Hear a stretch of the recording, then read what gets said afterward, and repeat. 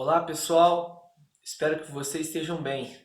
Nós estamos dando sequência, continuando a nossa série de estudos em relação ao livro Introdução à Hermenêutica Bíblica. A ideia dessa série é justamente fornecer ferramentas, abordar em algumas aulas maneiras de a gente interpretar o texto de forma correta, de forma saudável, para que o texto bíblico faça sentido para a nossa vida e, consequentemente, transforme o nosso viver. Nós não queremos de maneira alguma nessa série apenas tratar de assuntos teológicos, assuntos que são tão incomuns. Na verdade, não. A gente quer fazer com que esses assuntos que parecem ser não tão frequentes serem assuntos que têm relevância para a nossa vida cristã ao ponto de transformar aquilo que seria uma coisa complicadíssima em uma ferramenta básica, uma ferramenta fundamental na hora de interpretar um texto bíblico. Por isso, você que está nos acompanhando, não perca as aulas que já passaram, você tem acesso ao YouTube, não perca mesmo. Acesse depois lá as aulas que já passaram e ainda dá tempo da gente percorrer esse caminho juntos. Pois bem, a aula de hoje nós vamos falar um pouquinho sobre a lei e a interpretação dela dentro do conjunto de textos bíblicos que nós temos na Bíblia. Por isso, vamos relembrar um pouquinho da aula passada do que a gente falou. Nós falamos acerca do gênero literário da narrativa. A gente percebeu que a narrativa, ou seja, a história, o contar a história, é o gênero literário que predomina as escrituras. Nós percebemos que de Gênesis a Apocalipse nós encontramos trechos, nós encontramos livros inteiros contendo passagens, contendo até o mesmo livro todo em relação à narrativa, a uma história sendo contada. A gente percebeu alguns cuidados, algumas precauções que a gente tem que ter na hora de chegar perto desse conteúdo e algumas ferramentas que nós podemos utilizar para interpretar isso. Pois bem, seguindo nosso cronograma, hoje a gente vai falar sobre a lei, depois da nossa oração a gente entende um pouquinho mais do que vai se tratar a aula de hoje. Amado Pai, Santo Deus, Senhor, nos conduza nessa aula para a Tua glória, nos conduza para que essa aula seja alicerçada na Tua palavra e para que essas ferramentas, Deus, nos deem ainda mais sede, ainda mais engajamento no olhar para a Tua palavra e viver de acordo com ela. Que o Senhor nos conduza para a Tua glória, Senhor, sabendo que é somente por ela, por meio dela e para ela que nós estamos aqui, nesse estudo, fazendo essa prática. Nós oramos assim, no nome santo e poderoso de Jesus Cristo. Amém. Bom, pessoal, seguindo a nossa aula, quando nós falamos de lei, nós não precisamos necessariamente separar lei da narrativa. A gente percebe que todo ponto bíblico onde nós encontramos a lei sendo exposta, sendo falada, nós percebemos que isso vem acompanhado da narrativa. A narrativa vai acontecendo e de repente a gente percebe a lei ali no meio dela. Isso não significa que ela não tenha a ver com a narrativa. Muito pelo contrário. A gente vai perceber nesse comecinho da aula que a narrativa ela faz todo o sentido ou toda a base para que a lei seja exposta. Nós nunca podemos ler a lei sem antes observar a narrativa em que ela se encontra. Necessariamente, quando nós nos depararmos com alguma lei sendo exposta no texto bíblico, a gente precisa observar em qual narrativa ela se encontra. Dentro daquele arco grande da narrativa que a gente observou, que é a história da redenção, a gente tem outras grandes histórias, algumas histórias acontecendo, e é importante a gente observar em qual ponto essa lei está inserida. Pois bem, quando nós falamos de lei na narrativa completa da Bíblia, ou seja, na história da redenção, naquela história contada de Gênesis e Apocalipse, a gente percebe que nem sempre quando o texto bíblico fala de lei, ele está falando exatamente do mesmo ponto da história. Sendo assim, dentro dessa narrativa, dentro desse conjunto de livros que forma essa narrativa bíblica, nós não encontramos apenas uma maneira de se referir à lei de Deus. A própria Bíblia se refere à lei de Deus de mais de uma maneira, com mais de uma maneira. Exemplo, nós observamos que em alguns momentos ela se refere à lei de Deus no plural, como leis. E quando nós observamos isso acontecendo, nós podemos dizer que está se referindo aos 600 mandamentos que nós encontramos no Antigo Testamento, que exigem a fidelidade do povo de Deus, como esse conjunto de leis. Por outro lado, ainda observando esse conjunto total, nós encontramos no plural também. Quando, por exemplo, Jesus vai dizer que não veio para abolir a lei, ele está justamente se referindo ao conjunto total desses mandamentos, e não apenas a algum tipo de lei. Mas ele está dizendo que não veio para abolir nenhuma lei, nenhum tio, nenhum i da lei. Por outro lado, e esse ponto talvez seja um dos pontos interessantes, mas que nós não vamos abordar ao longo dessa aula, mas que é interessante a gente saber, é que a própria Bíblia se refere ao Pentateuco, ou seja, aos 5 primeiros livros dela, como livros da lei, ou livro da lei. Por que isso? Todo o conteúdo de Gênesis até Deuteronômio, ele se concentra na narrativa de Deus tirando o povo do Egito, de Deus chamando um povo a partir de Abraão, e por isso, necessariamente, esse povo recebe da parte de Deus algumas questões, algumas estipulações que são chamadas de leis. Ou seja, não necessariamente a lei que é referida no livro da lei é uma lei de ordenança, mas é uma lei de ensinamento. Por isso que o Pentateuco é chamado de livro da lei, porque dentro do Pentateuco você tem um ensinamento de como foi formado o povo de Deus desde Abraão até a nação de Israel. Bom, lei no singular também utilizado como um sentido teológico é um ponto interessante, mas que nós não vamos abordar nessa aula, mas é muito importante a gente ter em mente esse sentido. Quando o apóstolo Paulo vai dizer que nós não estamos mais debaixo da lei em Romanos 6, ele não está dizendo ali debaixo de uma lei específica, e não necessariamente também do conjunto total de mandamentos, porque ainda que nós estejamos em Cristo, necessariamente nós cumprimos alguns mandamentos. Então, quando o apóstolo Paulo vai dizer que nós não estamos mais debaixo da lei, é num sentido teológico da narrativa.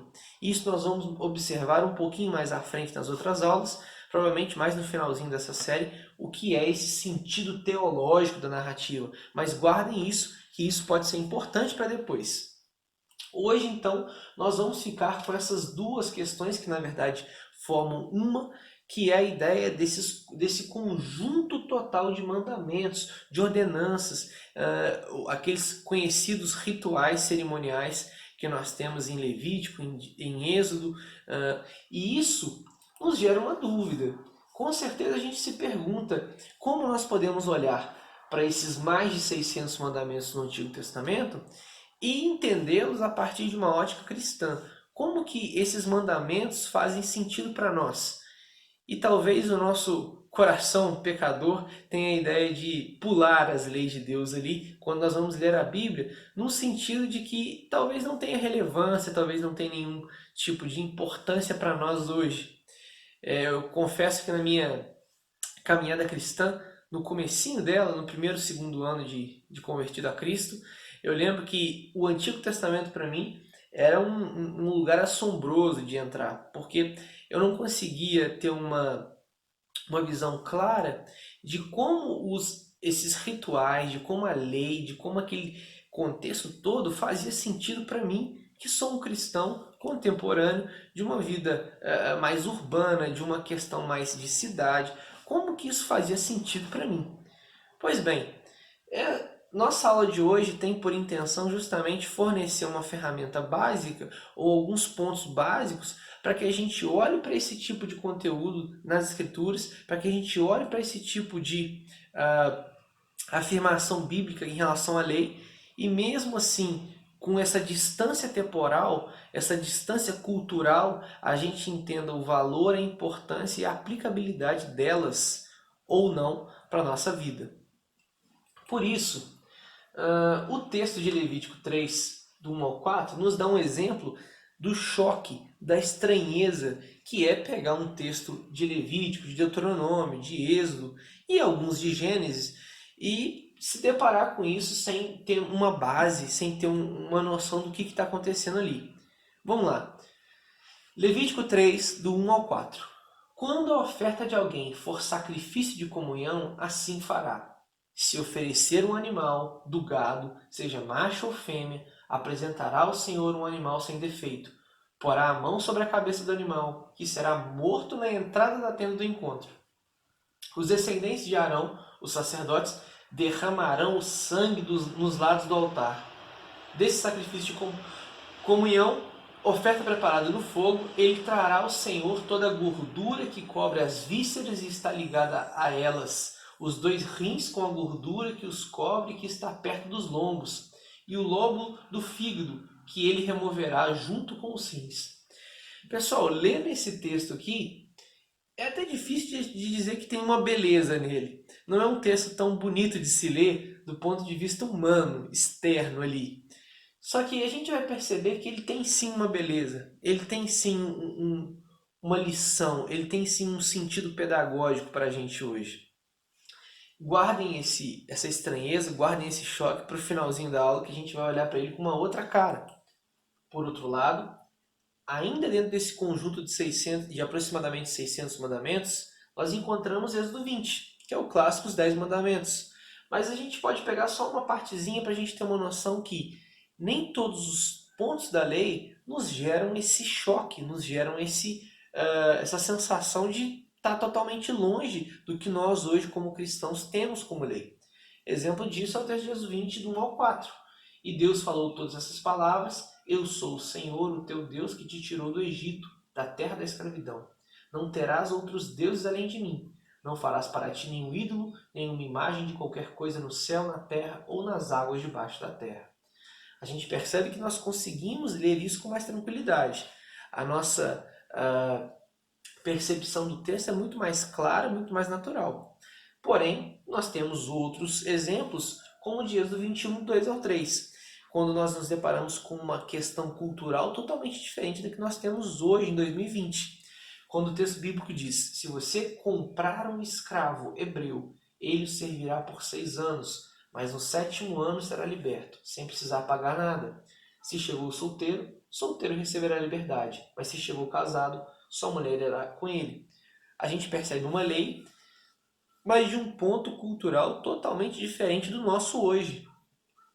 E olhando para esses 3 exemplos, a pergunta permanece: como que dentro desse conjunto de 600 mandamentos nós conseguimos olhar mandamentos, leis como essa e do slide anterior, sem ter esse tipo de choque? Como a gente consegue observar, interpretar isso para a nossa realidade hoje?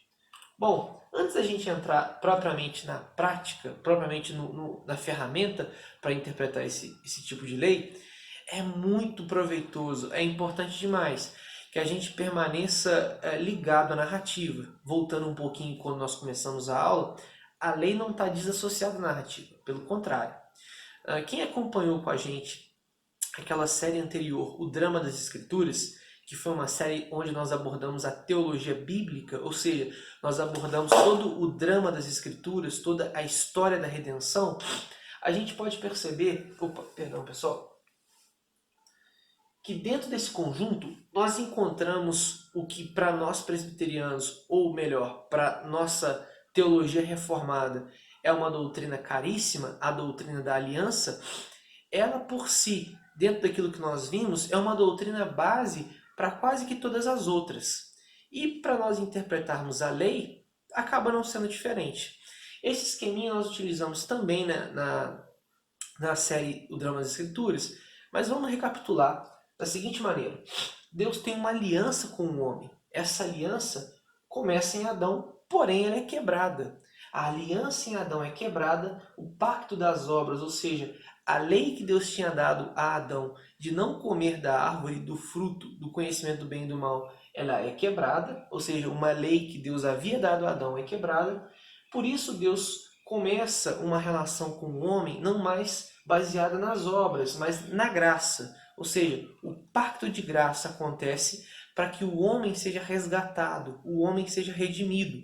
A gente tem em Gênesis 3 o que nós chamamos de proto-evangelho, ou seja, Deus prometendo a semente redentora para o homem. Por isso Deus começa através de Noé um caminho para que essa aliança aconteça e chegue até nós hoje. Noé recebe da parte de Deus uma aliança de preservação, ou seja, Deus destrói a humanidade, destrói a terra e preserva apenas Noé e sua família, para que de fato o mundo não se contamine com o tamanho pecado que havia naquela situação. E após Noé, a gente começa a vislumbrar um pouquinho o que nós temos de relação com esse tema da aliança e como isso é importante para interpretar a lei. Por quê?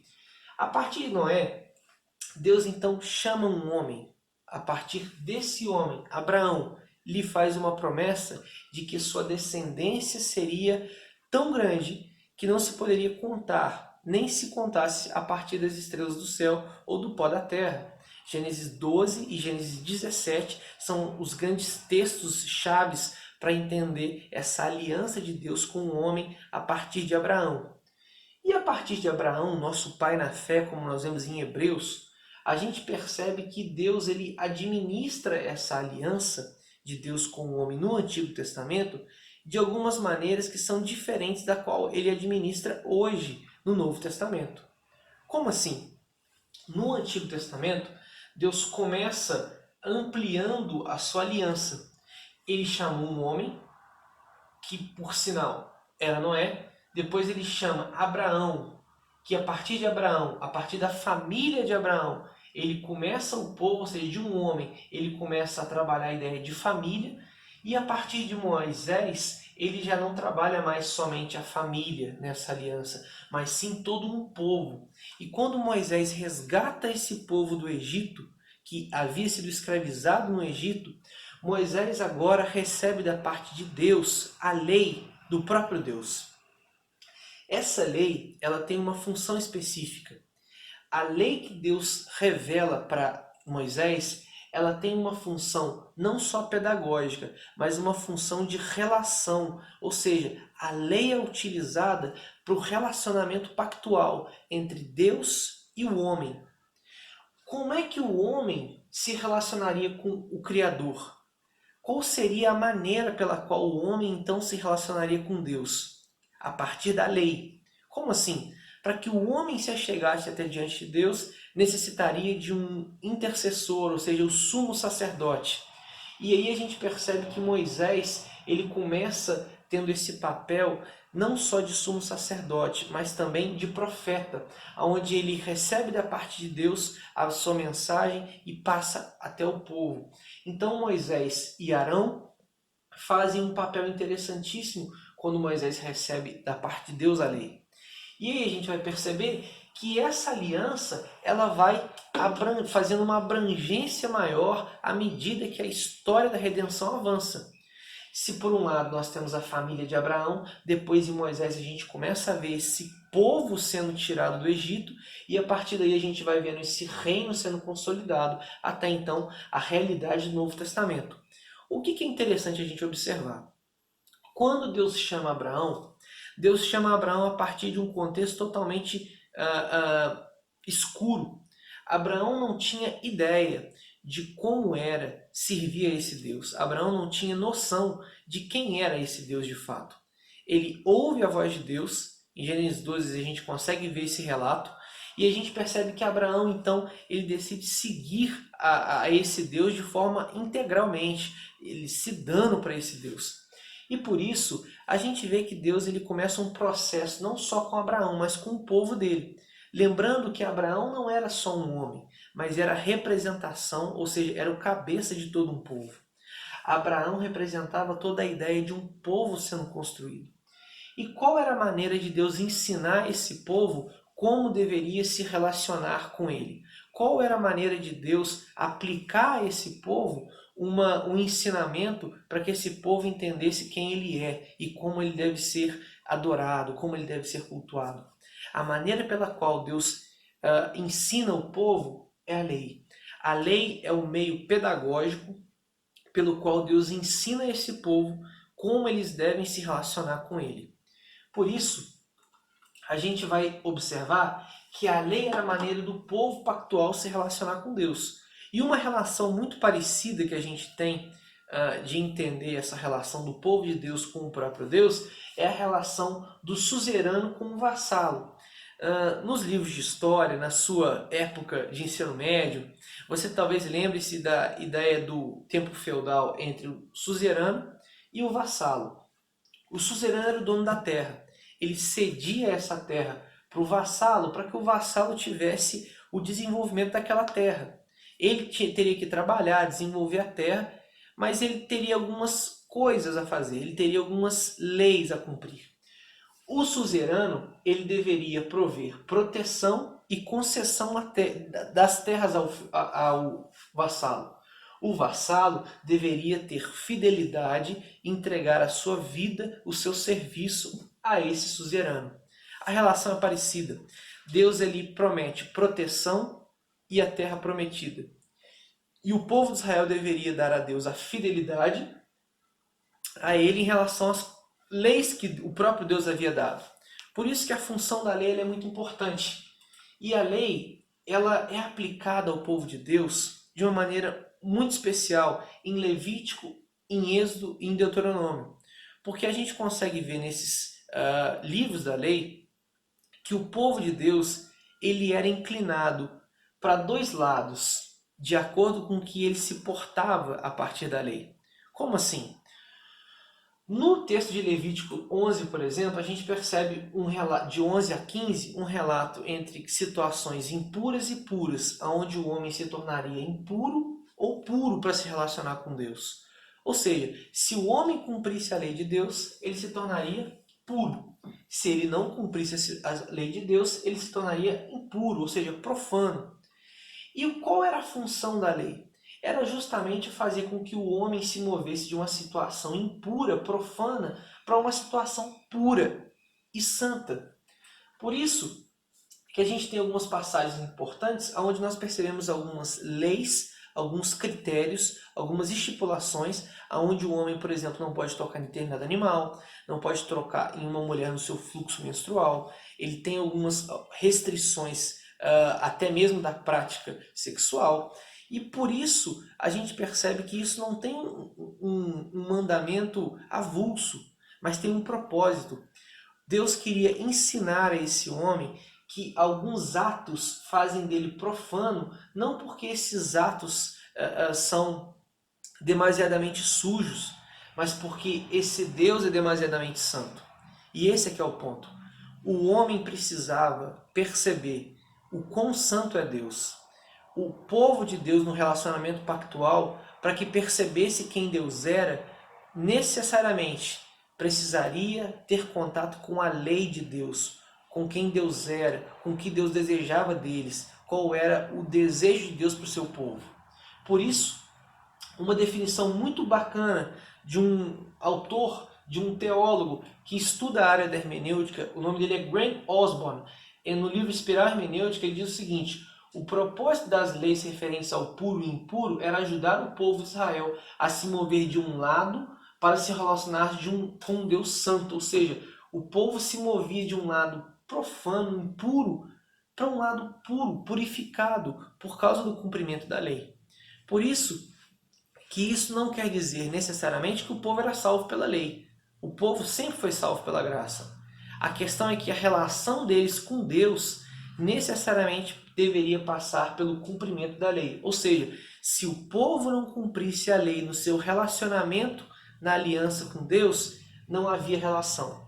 Eles se tornariam impuros e logo essa aliança não poderia acontecer de maneira saudável por parte do homem. Por isso, entendendo toda essa narrativa, entendendo essa relação entre aliança e lei, é legal a gente observar o texto de Deuteronômio, quando Deus explica para o povo dele o que esse povo deveria falar quando os filhos deles perguntassem qual é a função da lei, para que tem isso tudo aí?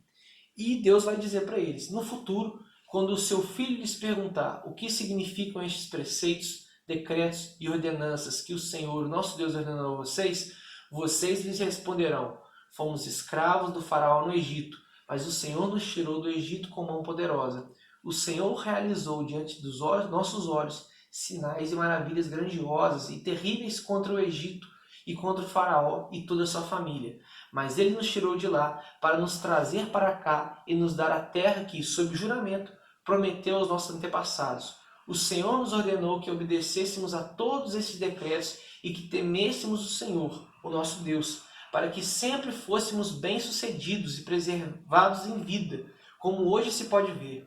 E se nós nos aplicarmos a obedecer a toda essa lei perante o Senhor, o nosso Deus, conforme Ele nos ordenou, esta será a nossa justiça. Pessoal, esse texto ele é muito importante, que ele revela que as leis de Deus, ou seja, aquele conjunto enorme de 600 mandamentos, tem uma função de dar as estipulações ou de dar os critérios que Deus exigia do povo para que aquele povo fosse abençoado. Ou seja, a aliança de Deus com o povo dele tinha algumas cláusulas e necessariamente tinham as bênçãos do cumprimento dela, mas as maldições caso não cumprissem. Ou seja, a lei tinha essa função de encaminhar, de dar caminho ao povo até as bênçãos de Deus, até as bênçãos da aliança de Deus. Voltando, esse esqueminha é muito importante porque se por um lado nós vemos que até aqui, antes do Novo Testamento, a lei fazia com que todo esse processo de aliança acontecesse, ou seja, Deus administrava a aliança através desses rituais, dessas cerimônias, dessa maneira de se relacionar, no Novo Testamento a gente percebe que acontece uma mudança. Se a lei era a grande tutora do povo, se o povo se encaminhava num relacionamento pactual com Deus através da lei, no Novo Testamento a coisa é diferente. Nós não olhamos para a lei como alguém ou como alguma coisa que nos encaminha num relacionamento direto pactual. Por que isso? No Novo Testamento, nós somos cristãos, ou seja, a nossa vida é entregue a Cristo. Cristo agora é quem nos encaminha num relacionamento pactual. E quando nós olhamos para a lei do Antigo Testamento, qual é o grande perigo quando nós olhamos para ela como uma hermenêutica equivocada? Ou nós fazemos uma judaização da vida cristã, que é o que muitas igrejas fazem, e o que é isso?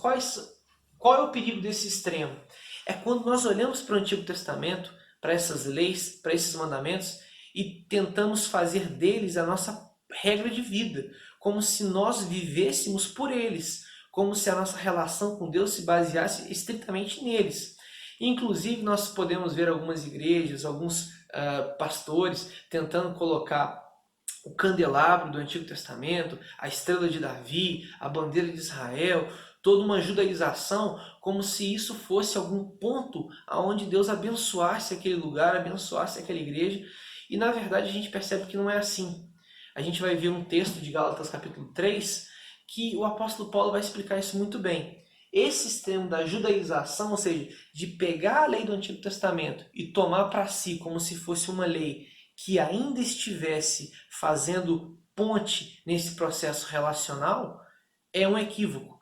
Por outro lado, desconsiderar totalmente as leis do Antigo Testamento e dizer que esse Antigo Testamento pode ser rasgado e que nada se aplica para nós hoje, nos leva a um liberalismo, ou, em uma palavra um pouquinho mais pesada, uma libertinagem, dizendo, não, eu não tenho nada a ver com o Antigo Testamento, então eu posso viver a vida cristã porque tudo é lícito, tudo eu posso fazer.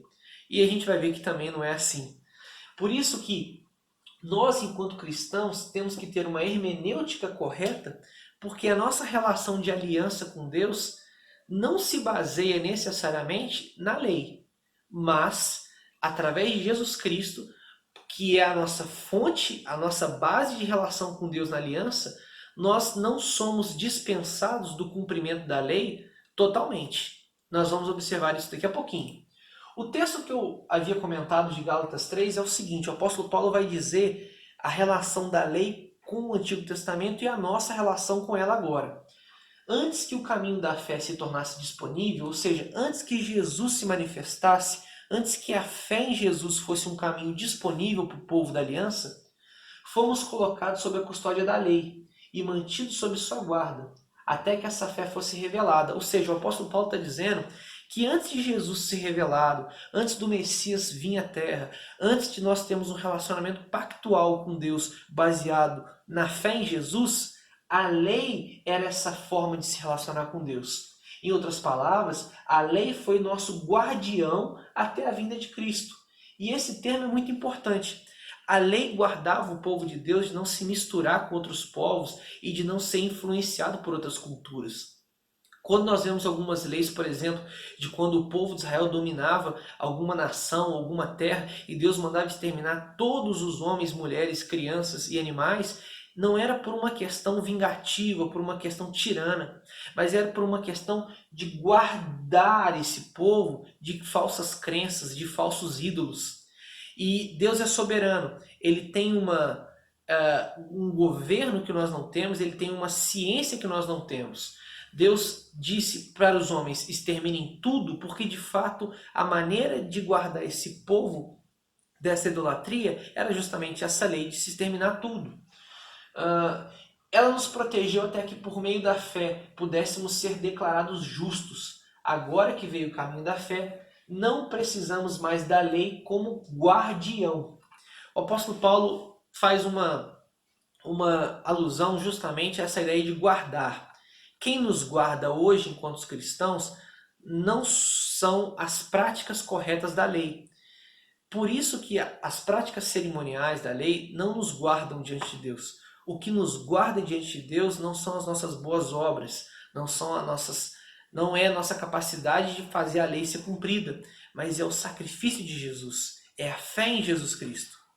Por outro lado, nós temos que olhar em Mateus 5, 17 e 18, que Jesus está dizendo o seguinte: não pensem que eu vim abolir a lei ou os escritos dos profetas, vim cumpri-los. Eu lhes digo a verdade, enquanto o céu e a terra existirem, nem a menor letra ou o menor traço da lei desaparecerá, até que todas as coisas se cumpram. Jesus está sendo bem categórico. Nenhum traço da lei vai desaparecer. Tudo ainda tem a sua função. Não é para rasgar e jogar fora. Isso daqui, de Mateus 5, nos deixa seguros em relação ao liberalismo. Saber que a lei não é descartada, que nós temos que olhar para ela com o devido apreço, com a devida atenção, nos impede de ir para um liberalismo teológico, para um liberalismo de vida.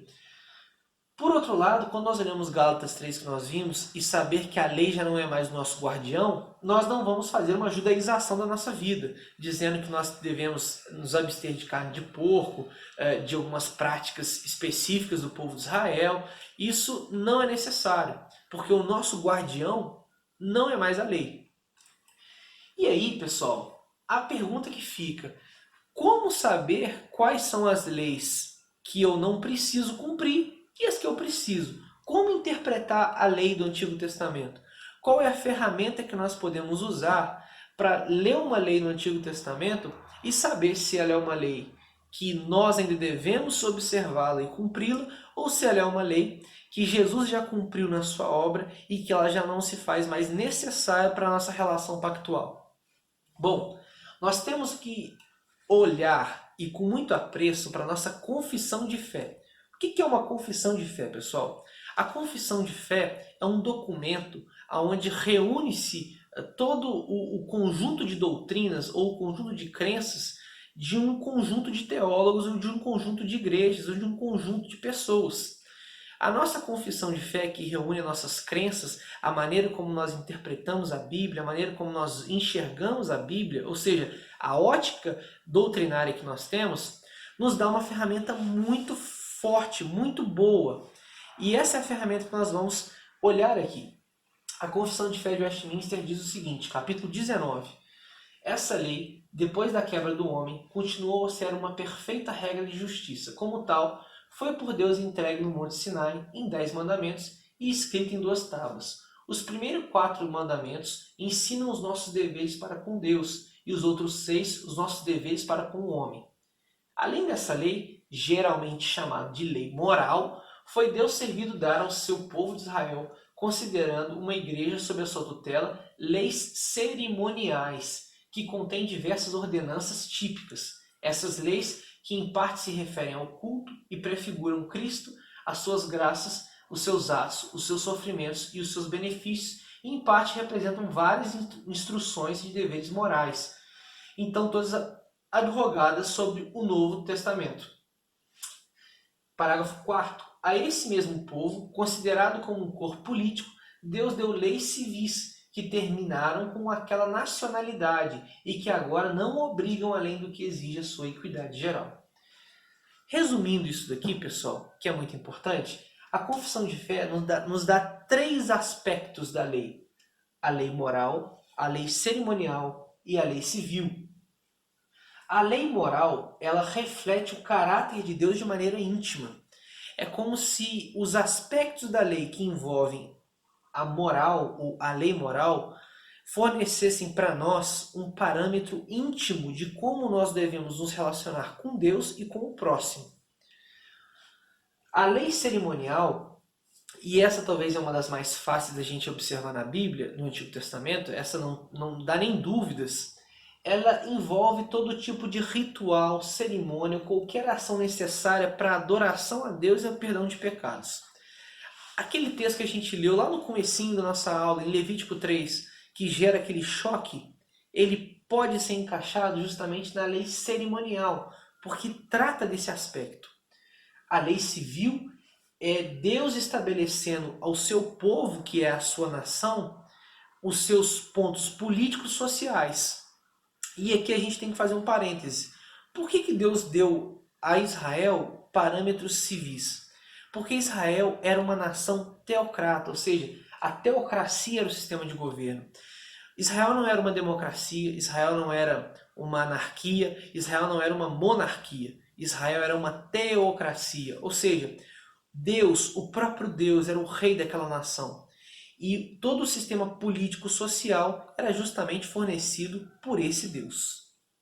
Por isso, entendendo esses 3 aspectos, nós temos aqui uma ferramenta muito boa para poder pegar esse tipo de conteúdo, analisar o Antigo Testamento e as suas leis e perceber que a lei moral, a lei cerimonial e a lei civil podem ser ferramentas de divisão, de separação entre quais leis continuam e quais leis não continuam a ser relevantes para nós hoje. Vamos um pouquinho para a prática. Aquele texto que a gente leu, acabei de citar, por exemplo, ele é uma lei cerimonial. Por quê? Trata de uma cerimônia, trata de um ritual de relação com Deus, na adoração ou no perdão de pecados. Êxodo 20, do capítulo 20, do 1 ao 4, que relata os 10 mandamentos.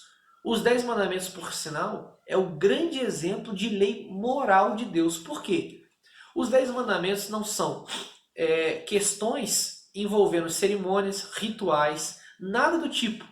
Os 10 mandamentos são uma demonstração ou uma exposição do caráter, da ética, da moral do próprio Deus. Quando a gente percebe os 10 mandamentos, a gente está percebendo ali, na verdade, o próprio Deus dizendo para o seu povo como ele decreta, como ele deseja, como ele quer que o seu povo reaja, ou como ele quer que seu povo se comporte em relação a ele, nos 4 primeiros mandamentos, e ao próximo, nos 6 últimos mandamentos. Ou seja, isso é uma lei, isso é um padrão, isso é um aspecto moral do próprio Deus. Aquele texto que nós lemos do comprar um escravo, em Êxodo 21, do 2 ao 3, ele se encaixa num padrão, num aspecto de lei civil. Por quê? A compra de escravos, ou a escravatura, ou a maneira como os homens trabalhavam para outros homens, era um pouco diferente naquele contexto. Se hoje nós já, graças a Deus, pela graça soberana dele, temos a abolição da escravidão, naquele tempo era incomum não se ter escravos na nação. Culturalmente, era impossível de uma nação não se ter escravos. A maneira pela qual homens trabalhavam uns para os outros era a partir da escravidão. E aqui a gente tem uma lei civil que o próprio Deus dá ao povo, que por sinal era uma lei que nenhum outro povo, nenhuma outra nação tinha nesse contexto, que era de libertar um escravo sem precisar pagar nada, ou seja, um escravo hebreu trabalhava 6 anos para o seu senhor e depois no 7º ele era libertado, que era um grande avanço no sentido humanitário de uma lei civil. Por isso, olhando para esse aspecto, existe um quadrinho muito interessante feito por um irmão presbiteriano chamado Solano Portela. Ele é um presbítero e que trabalha muito esses aspectos. Inclusive, um outro irmão chamado Mauro Meister, que é um reverendo, um pastor, ele trabalha também esses aspectos, ele utiliza esse quadrinho. Quando a gente vai olhar para a lei, quando a gente vai olhar para esse todo conteúdo, para esse conteúdo gigantesco de 600 mandamentos, de 600 ordenanças, como nós podemos fazer esse filtro? Bom, a questão é a seguinte: nós temos leis civis, cerimoniais e morais. Existe valor histórico para elas? Para todas. Existe um valor histórico nisso. Existe um valor didático nelas? Também existe um valor didático nelas. A gente percebe que a lei civil nos ensina a misericórdia e a graça de Deus ao governar o seu povo. A lei cerimonial nos ensina, por exemplo, como Deus fazia para que o povo seja perdoado dos pecados. Ou seja, sem derramamento de sangue não havia remissão de pecados. Existia um sentido didático. E a lei moral, da mesma maneira, nos ensinava o caráter, o apreço, o amor do próprio Deus a nos ensinar os seus mandamentos. Mas também existe um valor revelador. Nós conseguimos entender todo o sentido escatológico, ou seja, todo o sentido futuro da aliança de Deus através da lei. Como assim? Deus deu a lei civil, ou seja, o povo dele tinha uma nação governada diretamente por ele, com leis políticas sociais dadas pelo próprio Deus. Isso revelava a intenção de Deus de ter um reino próprio, onde a paz e o amor e a sua soberania controlariam de forma integral, sem nenhum tipo de governo humano. Se é que nós podemos dizer que existe algum governo humano debaixo da soberania de Deus. Existe um sentido revelador ao contemplar a lei civil. Nós olhamos para uma política social onde prefigurava, onde dava indícios de que Deus havia de trazer um homem que era Cristo, para que esse povo que vivia debaixo de uma nação ainda limitada, mas que esse povo um dia viveria uma pátria eterna, um lugar eterno, um lugar perfeito, ou seja, novo céu e nova terra. Além desse valor civil, desse aspecto civil ser um valor revelador, nós também olhamos para a lei cerimonial apontando para Jesus. Como assim? Quando nós vemos um animal sendo morto, um cordeiro que teria que ser puro, sem mácula, sendo morto, sendo sacrificado pelo pecado de um outro homem, isso lembra alguma coisa. Isso nos lembra algum sacrifício. Quando nós vemos um cordeiro sendo dilacerado, sendo entregue à morte, para que o povo de Deus tenha relação com ele, nos lembra alguma coisa. A lei moral, da mesma maneira, nos revela o caráter perfeito de Deus. E por isso que Jesus veio sem mácula, porque já a lei de Deus prefigurava um homem que a cumpriria, um Deus que a cumpriria, 100% homem, 100% Deus, cumprindo a lei dele de forma integral. A lei perfeita, um homem perfeito. Só que tem um ponto em que a gente para por aí. A lei civil tem valor normativo? O que é valor normativo? Ela tem alguma vigência? Ela ainda vale para os dias de hoje? Não. A lei cerimonial ainda vale para os dias de hoje? Não também. Por que isso? Bom, a lei civil não tem valor normativo justamente pelo texto que nós lemos em Gálatas 3 apontar a não necessidade ou a maneira pela qual Cristo nos libertou, Cristo veio e transformou a nossa realidade, que nós agora não somos nem judeus, nem gregos, nem escravos, nem libertos, nem homem, nem mulher diante de Deus. Nós somos filhos, nós somos comprados pelo sangue. Por isso não há diferença mais entre judeu e grego, entre a lei civil ou não. Quem está debaixo do Israel, físico ou não. A questão agora é um Israel espiritual, comprado e conquistado pelo sangue do Cordeiro. Ou seja, a lei civil que antes fazia com que o povo de Israel fosse organizado politicamente, já não é mais necessária, porque hoje nós não vivemos mais num Israel físico. A nossa vida, ela é não em prol de uma nação física, mas de uma nação espiritual, de uma nação eterna. E as nossas leis civis já não são mais desse mundo, já não são mais dessa terra. A lei cerimonial talvez seja um pouquinho mais até fácil de se compreender. Ela não tem valor normativo, não tem nenhuma vigência, Por que nós não matamos animais? Por que nós não entregamos animais para sacrifício? O texto de Hebreus 10, do 11 ao 14, ilustra isso muito bem.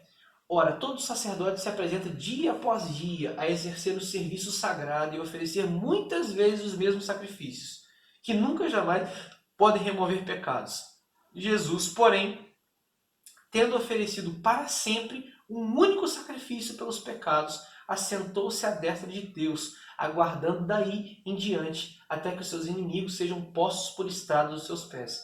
Porque com uma única oferta aperfeiçoou para sempre quantos estão sendo santificados. E esse ponto é interessante. No relacionamento da aliança, que inclusive nós vimos no meio da aula, nós não precisamos de lei civil porque nós não vivemos debaixo do Israel físico. Nós não precisamos de lei cerimonial porque nós já temos um sacrifício e um sumo sacerdote perfeito, que é Jesus. Mas nós ainda temos a lei moral. Nós ainda estamos debaixo, em certo sentido, mas não do peso de que ela nos conduz, mas no sentido de que nós observamos ela por amor, por graça de Deus sobre a nossa vida. Nós olhamos, por exemplo, o texto de Lucas 10, onde Jesus pergunta para os fariseus e para os discípulos o seguinte: o que está escrito na lei? Como interpretas? Ou seja, esse é o ponto. O ponto é, Jesus está perguntando para esses homens como é que eles interpretam a lei. Qual que é o sentido da lei para eles? E Jesus mesmo respondeu: amarás o Senhor teu Deus de todo o teu coração, de toda a tua alma, de todas as tuas forças, de todo o entendimento. E amarás o teu próximo como a ti mesmo. O ponto que Jesus está trabalhando é justamente os 10 mandamentos. Ele reduziu toda aquela carga cerimonial, civil, em um aspecto ainda mais interno. Jesus não estava preocupado com o exterior daqueles homens, mas ele estava preocupado com o coração, ou seja, a aplicabilidade da lei de Deus. E isso só acontece a partir da lei moral. Um homem poderia cumprir a lei civil e a lei cerimonial sem nenhum problema. O ponto era, ele só conseguiria cumprir a lei moral se o Espírito de Deus ou se o próprio Deus o inclinasse para isso. E de fato é o que acontece com a gente hoje. Qual é a lei moral de Deus para a nossa vida? É justamente o que o próprio Cristo disse: amar a Deus sobre todas as coisas e o nosso próximo como a nós mesmos. E essa lei moral, ela pode ser encontrada no Antigo Testamento não só nos 10 mandamentos, mas em qualquer lei que nós podemos verificar em que ali existe amor a Deus e existe amor ao próximo. Exemplo, quando nós lemos na lei civil algumas questões em relação ao ressarcimento, à recompensa, a emprestar dinheiro sem juros a irmãos, a pessoas da mesma tribo de Israel, nós talvez tenhamos uma lei civil, mas nós aprendemos alguns aspectos morais aí. Nós aprendemos alguns valores, algumas questões da lei moral de Deus, que é amar o nosso próximo como a nós mesmos.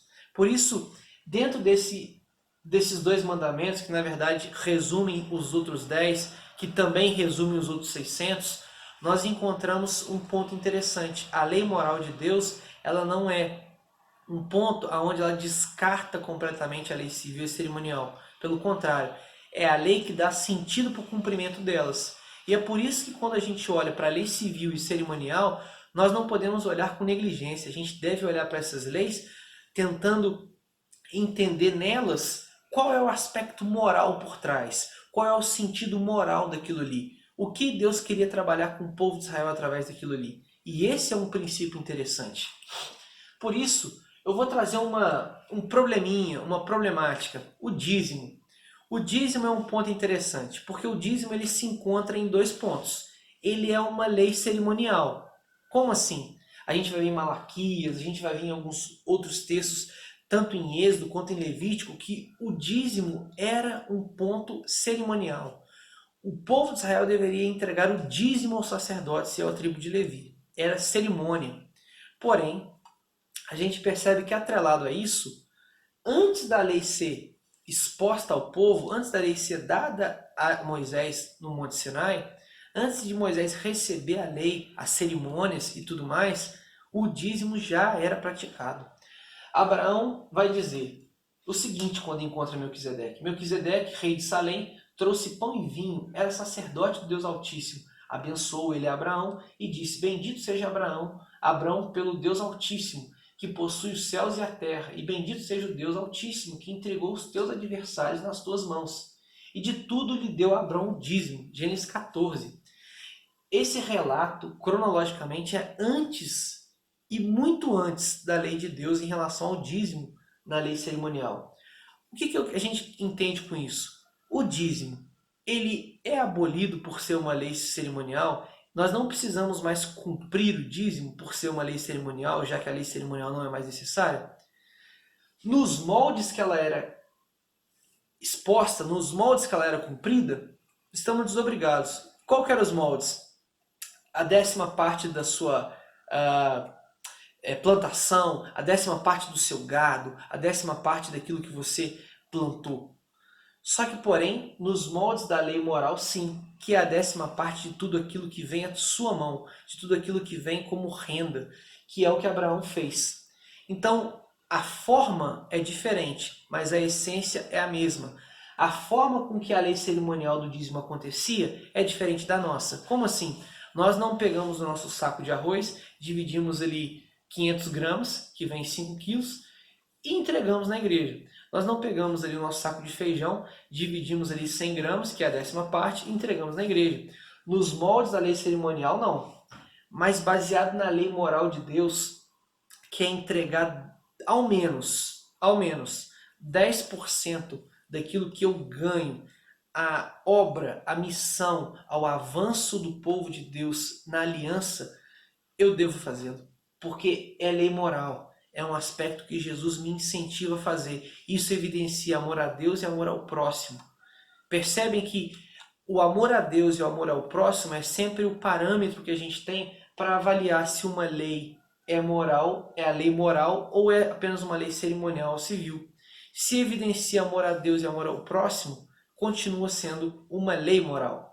Principalmente se ela tem algum aspecto descritivo no Novo Testamento. Então a gente tem esse parâmetro bem sedimentado e percorrendo toda a narrativa bíblica, a gente pode ter segurança para olhar para esse quadrinho e perceber se de fato se encaixa na lei civil e na lei cerimonial. Caso a gente perceba alguma lei no Antigo Testamento que é uma lei cerimonial, a gente não precisa ficar com aquele peso na consciência porque nós não estamos cumprindo aquilo.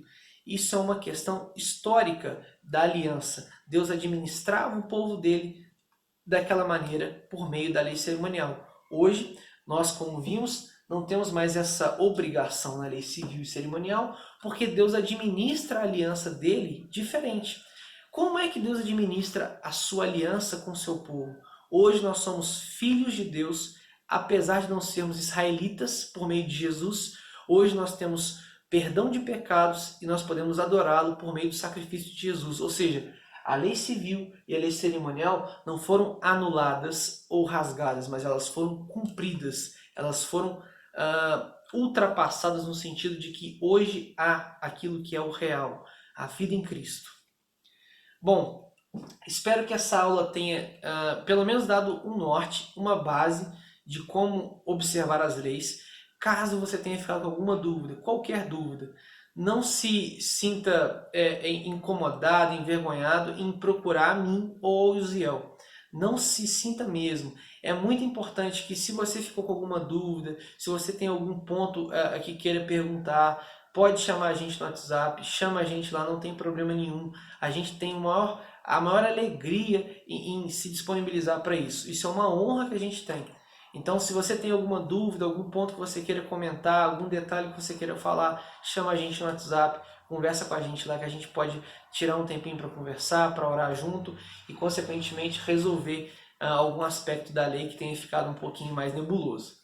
Que Deus abençoe a nossa semana, vamos fazer a nossa oração final e na semana que vem a gente tem esse encontro novamente. Não perca a aula de semana que vem, que é uma sequência muito importante que a gente está fazendo em relação à hermenêutica. Amado Pai, Santo Deus, nós agradecemos ao Senhor pela condução dessa aula e que isso aconteça pela tua graça, pela tua glória, Senhor. nos ajude enquanto filhos a amar mais ao Senhor, a olhar para a aliança que o Senhor tem com o teu povo e perceber que nós temos nela, Senhor, segurança, paz e promessas que nenhuma outra aliança, nenhum outro tipo de estrutura poderia nos dar. Que as tuas leis, que todo o processo que o Senhor fez com o povo no Antigo Testamento seja analisado por nós, seja visto por nós como momentos em que o Senhor nos ensinou que a realidade, que a beleza, que a grandeza do porvir chegou até nós através de Cristo. Essa é a nossa oração, em nome de Jesus Cristo. Amém.